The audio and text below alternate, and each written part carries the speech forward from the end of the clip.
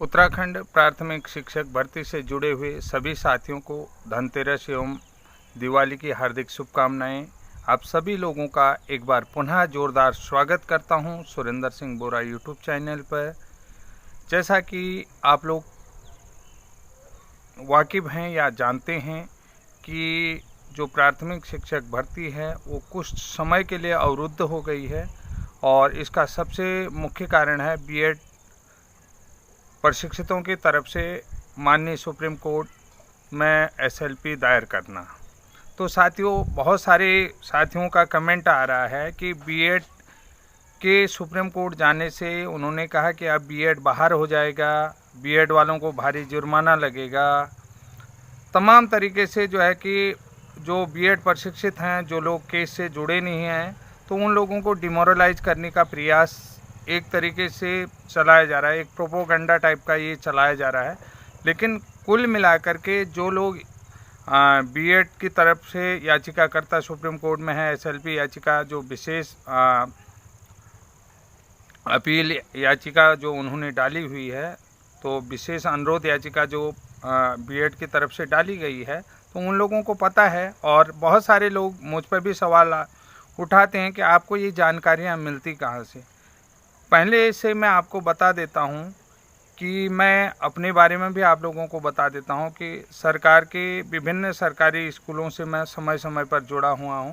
लगभग 2006 से मैं गवर्नमेंट के सरकारी स्कूलों के साथ बराबर कार्य करते आ रहा हूं, तो बराबर वो कार्य करते रहा हूं। अभी जो है कि मेरा कार्य अवरुद्ध इस वर्ष सितंबर में हुआ है। उससे पूर्व मैं 2006 से सरकारी विद्यालयों के साथ बराबर कार्य करते आ रहा हूँ। समय समय पर अलग अलग तरीके के कार्य मैंने विद्यालयों के साथ किए हुए हैं, तो मुझे जानकारियाँ रहती हैं और विभाग में किस तरीके का क्या चीज़ प्रक्रियाएं चलती हैं, वो सारी प्रक्रियाओं से मैं वाकिफ़ हूँ। तो आप लोगों को बता देता हूँ।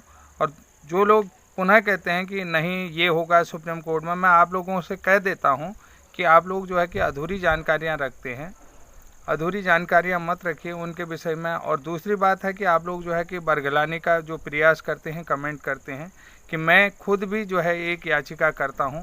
मैं तरह तरीके से वकीलों से डिस्कशन करते रहता हूं। जो हमारे एडवोकेट हैं वो खुद को जो है एक याचिकाकर्ता की भूमिका में रहते हैं और मुझसे क्वेश्चन करवाते हैं कि मुझसे क्वेश्चन कराएं कि मतलब मैं आपको डिफेंड नहीं करूँगा, आप मुझ पर सवाल दागो कि मैं किस तरीके से उसको डिपेंड करता हूं जो आपकी नज़रों में उचित लगता है। तो हम लोग एक तरीके से जो कोर्ट सेशन होता है, तो हम अपने वकील और मैं खुद उनके साथ इस तरीके के प्रैक्टिस करते हैं कि यहाँ पर जो लीगल सवाल उठते हैं, हम लोग सवालों को नोट करते हैं। फिर मैं अपने प्रोसेस भी बता देता हूँ। जो लीगल सवाल उठते हैं, जो हमारे मन में चलते हैं, जो आप लोगों के मन में जो हमसे कोर्ट कर सकते हैं, उस तरीके के लीगल सवाल लिखते हैं। उन लीगल सवालों पर क्वेश्चन करते हैं, उन लीगल सवालों को उठाते हैं। तो इस तरीके से हम लोग अपनी तैयारियां करते रहते हैं, जो हमें जानकारियां होती हैं। तो आप लोगों को सबसे बड़ी बात एक चीज़ मैं और बता देता हूं, हिमाचल की तरफ से, ये हिमाचल प्रदेश की तरफ से है। हिमाचल प्रदेश की तरफ से भी बीएड ब्रिज कोर्स में एक नई याचिका पड़ रही है। भूपेंद्र पॉल जी हैं, तो भूपेंद्र पॉल जी की तरफ से ये याचिका पड़ेगी। उससे पहले मैं आपको एक चीज़ और बता देता हूँ। हिमाचल बीएड जो है प्राथमिक के लिए अपना केस जीत चुका है और वो जो है कि हिमाचल के अधीनस्थ जो कर्मचारी चयन आयोग है उसके माध्यम से अब जो है प्राथमिक 1 से 5 तक के लिए अध्यापक बनने के लिए एलिजिबिलिटी है, यानी कि उसकी जेबीटी में एलिजिबिलिटी है। यानी कि बीएड वाले जो है वहाँ केस जीत चुके हैं। ये चीज़ भी आप लोगों के जो लोग बीएड पे जो है कि कमेंट कर रहे थे, और उसके अलावा जो है कि मध्य प्रदेश से भी बीएड की तरफ से याचिकाएं पड़ रही हैं, बराबर याचिकाएं डाल रहे हैं। थोड़ा सा उस पर फोकस कर लेते। जो लोग बीएड वालों पर नेगेटिव कमेंट कर रहे हैं, मैं आपको ये चीज़ बता देता हूँ, हम पहले बीएड वाले हैं, उसके बाद ब्रिज कोर्स वाले हैं, और दोनों ही जो हैं कि एनसीटी की अधिसूचना में एलिजिबिलिटी रखते हैं। दोनों ही, चाहे वो राज्य सरकार की पत्रावली हो या एनसीटी की पत्रावली है, उसमें भी ब्रिज कोर्स अधिसूचना में है, नियमावली में है, और ये भी जो है एनसीटी की नियमावली में है, और जो है ब्रिज को उसमें भी है, अधिसूचना में भी है। तो आपको एक चीज़ बता देता हूँ कि हिमाचल में जो बीएड डिग्री धारक याचिकाकर्ता की ओर से दलीलें दी गई थी कि आयोग ने बीएड डिग्री धारकों को जेबीटी भर्ती प्रक्रिया से गलत तरीके से बाहर किया था।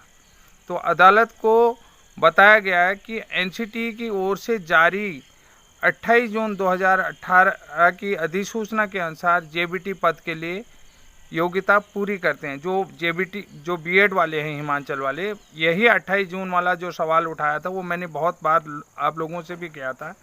तो उन्होंने कहा कि जो हिमाचल सरकार ने जो है कि उन्हें गलत तरीके से जो है कि बाहर किया हुआ है प्राथमिक शिक्षा। तो अदालत को उनकी तरफ से बताया गया एनसीटी की ओर से जारी 28 जून 2018 के अधिसूचना के अनुसार वो जेबीटी के पदों के लिए पूरी योग्यता रखते हैं। अब देखिए याचिका में जो है कि उन्होंने क्या बनाए थे, राज्य सरकार को, हिमाचल कर्मचारी चयन आयोग को और एनसीटी को प्रतिवादी बनाया गया था। उनकी तरफ से जो है कि इन सभी को प्रतिवादी बनाया गया। तो ये आपको इसलिए बता रहा हूँ कि ये बीएड वालों का एक बहुत बड़ा स्टैंड है। जो बीएड ब्रिज कोर्स को भी आप बार बार कमेंट दे रहे हैं, आपको जानकारी क्या है। तो 26 नवंबर 2021 को हाईकोर्ट हिमाचल ने जेबीटी भर्ती मामले पर फैसला सुनाते हुए स्पष्ट किया था कि शिक्षकों की भर्ती के लिए एनसीटी द्वारा निर्धारित नियम प्रारंभिक शिक्षा विभाग के समय समय पर और अधीनस्थ कर्मचारी आयोग में भी लागू होते हैं। समय समय पर जो होते हैं प्रारंभिक शिक्षा विभाग में भी लागू होते हैं और अधीनस्थ कर्मचारी आयोग में भी। अब देखिए यहाँ पर एक चीज़ आप स्पष्ट समझ लीजिए, जहाँ पर आपको नहीं जानता कि जो शिक्षकों की भर्ती के लिए, जो प्रारंभिक शिक्षकों की भर्ती के लिए जो नियम बनते हैं तो वो एनसीटी बनाती है, जो प्रारंभिक शिक्षा विभाग के साथ साथ अधीनस्थ कर्मचारी आयोग में भी लागू होते हैं। किसके बनाए नियम? एनसीटी के।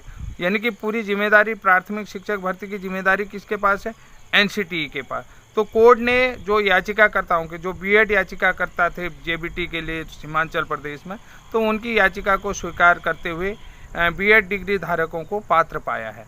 तो आपको मैं एक चीज़ ये चीज़ बता देता हूँ, जब रिवाइज पाठ्यक्रम जनार्दन रेड्डी समिति है, उसके अलावा जो है एसएसए 2000 में चला, तो एसएसए तो पंचायती राज एक्ट आया, तो उसमें शिक्षकों के लिए न्यूनतम योग्यता क्या थी। उसके बाद एसएसए में जो है कि आपने टीईटी का भी प्रावधान आ गया था, ऑपरेशन ब्लैक बोर्ड क्या था और शिक्षा का अधिकार अधिनियम क्या था। इन सभी नियमों को ध्यान से पढ़िए, सभी जगह बीएड आपको एलिजिबिलिटी रखेगा। और दूसरी चीज़, आपको एक चीज़ और स्पष्ट कहना चाहता हूँ कि जो भी NIOS DLED वाले हैं, हम आपसे किसी भी प्रकार की द्वेष भावनाएं नहीं रखते हैं और ना ही हम आपके विरुद्ध कोई कार्य कर रहे हैं। आपको मैं अपने चैनल के माध्यम से जो जानकारी जैसे होती है मैं वही चीज़ बोलता हूँ। आपके विरुद्ध हम किसी भी तरीके से एक्टिविटी में संलिप्त नहीं हैं।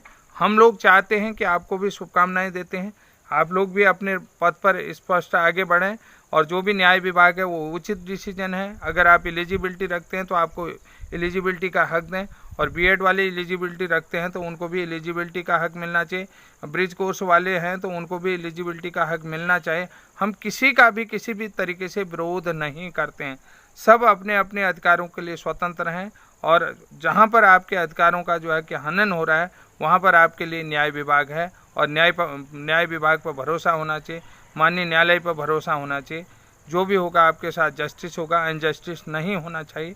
तो आप सभी लोगों को एक बार पुनः दिवाली की हार्दिक शुभकामनाएं देते हुए जय हिंद, जय उत्तर।